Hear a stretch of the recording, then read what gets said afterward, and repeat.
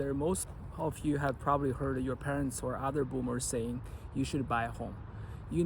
Build a family, invest for the future, live a happy life. Maybe they're even told you stories about how they bought their first home at a cheap price with almost no competition. Sounds great, huh? But then you realize today many people can't even afford rent, let alone buy a house. Even those with mortgages struggle to keep up with the payments. You might think this is just a problem in your country and consider moving somewhere else, only to discover that the same issue almost everywhere in the world. So, what's really happening? In this video, we're going to break down why housing has become so unaffordable, how home ownership turned into a rigged game, who's really benefiting, and whether this is ever going to stop. Let's get started. My name is Sibo Zhang. If you stay till the end of this video, I have some free gifts for you to help navigate your journey to own your first home. And you don't need to struggle with the common mistakes that other first-time home buyers are facing. Section number 1. When houses stop being homes. A long time ago, buying a house was just a normal part of life. It meant having a place to live, raise a family, and feel stable. It wasn't about showing off or getting rich. In the 1960s, most houses cost around 2 to 3 times of the median person's yearly salary in Canada. That means even one person working at a regular job can afford to buy a home. Some countries even helped more by offering cheap loans for families. For example, in Canada, there was a veteran charter program which helps many veterans buy a home after World War II. But it has changed now. As of early 2024, the national house price to income ratio in Canada was 8. That means, on average, a home costs 8 times the median household income. And the homes today aren't just places to live, used to make money. Older people bought houses when they were cheap and watched the price go up over time. Some now own more than one. People started seeing houses as something to invest in, not just live in. That's why many new homes are more luxuries, they bring more profit, and the small starter homes are disappearing. Over time, the idea of simple home changed. It becomes something to buy, hold, and sell for money. And when that mindset took over, everything started to shift. Section number 2. Why prices keep going up, even when nobody buys. You might think house prices should drop when fewer people are buying. That's how it should work for most of the things, right? If nobody wants to buy a phone or a car, the price goes down. But housing is different. Prices keep rising, even when buyers are struggling. Why? Well, the first reason is the zoning laws. Many cities has strictly rules called zoning laws, which decide what kind of buildings can go where. For example, imagine Kuku City has 100 acres of land. Government might divide it like this: 25 acres for housing, 25 for shops and offices, 25 for factories, and 25 for parks. This way, the city stays balanced. But sometimes the government plans it badly. They don't update the rules when the population grows, or when more people need home. In some neighborhoods, the zoning laws even ban apartments or small homes completely. That means fewer units can be built, so prices stay high. And even when land is available for housing, some developers don't build right away. Instead, they just sit on it and wait. This is called land hoarding. They wait for prices to go up so they can build later and sell the homes for more profit. Second is complicated building process itself. Construction is slow and expensive. It can get delayed by permit issues, rising material costs, worker shortages, or even bad weather. Sometimes it's even worse. The land gets stuck in a legal dispute and the whole project stops forever. That's why you sometimes see half-finished ghost buildings just sitting there. And when builders do manage to build, they usually go for big luxury homes because these bring in more profit. Third is zombie houses. Yes, some houses aren't even lived in. Investors buy them, leave them empty, and wait for prices to go up. These are called zombie houses, and they make the shortage even worse. Section number 3. Your landlord is a hedge fund.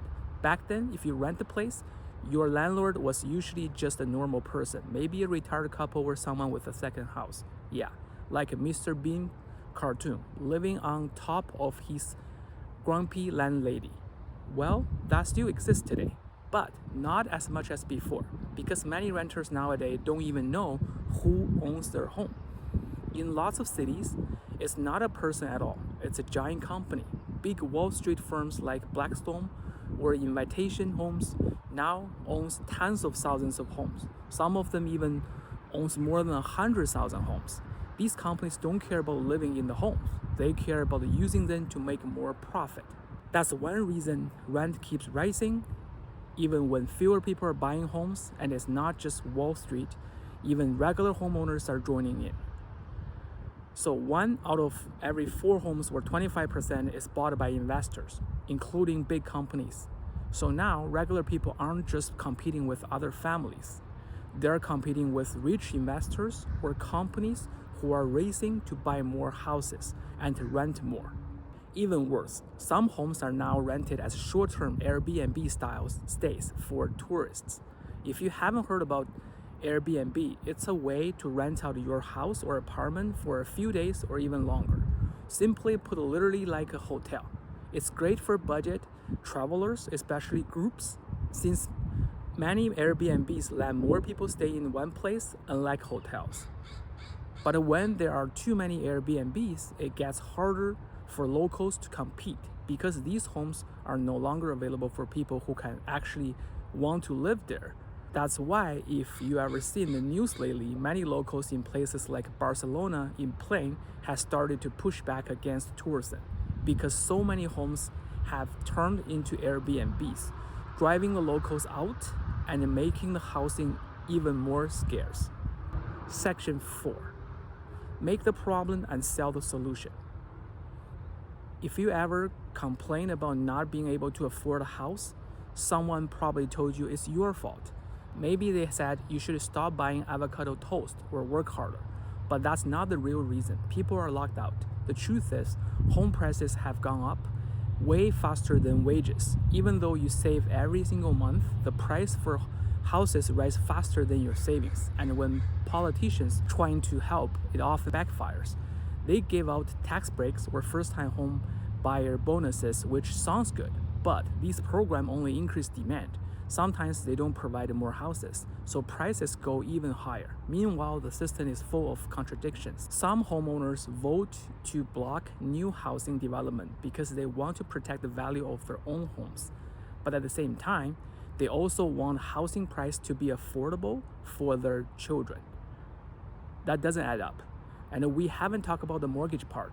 As the mortgage rules keep changing, getting a home loan keeps getting harder. Even if you do everything right, the goal keeps moving away as the house price and rent keeps rising. In big cities, renters often spend 35 to 45% of their income on rent, way above the recommended 30%.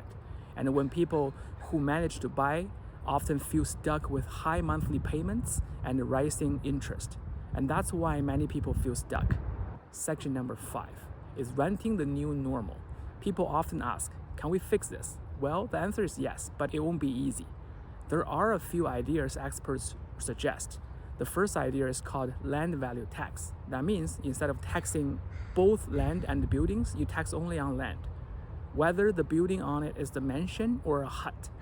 Yeah, that doesn't 100% work, but encourage owners to build or sell instead of sitting on empty land just waiting for prices to rise. The second idea is zoning reform, changing the rules so more homes can be built like apartments or smaller units. Some places are even talking about banning big companies from buying single-family homes, so regular people have fair chance. And finally, ending or reducing tax benefit for owners with multiple homes.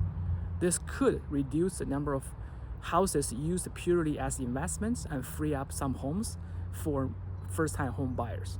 So why aren't we doing this already? One of the reasons is because most people in power already own homes. In fact, about 2 out of 3 Canadians do. Yeah, higher than expected, huh? That means if price drop, a lot of people would be angry, including voters. No politician wants that, and the sudden dip in prices could be dangerous. People who bought recently might end up owing more than their home is worth because the bank cares about the loan amount, not just house value. This was like happened in the 2008 financial crisis that caused many people to go bankrupt. Even if price fall, it won't help in the long run unless the whole system changes.